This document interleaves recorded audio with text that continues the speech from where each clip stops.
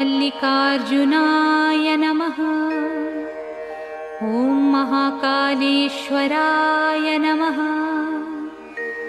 ॐ ओंकारेश्वराय नमः। ॐ वैद्यनाथाय नमः। ॐ भीमशंकराय नमः। ॐ रामेश्वराय नमः। ॐ नागेश्वराय नमः।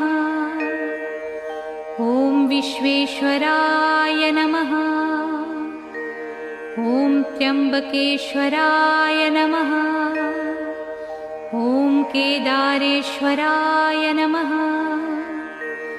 ॐ भुस्मेश्वराय नमः।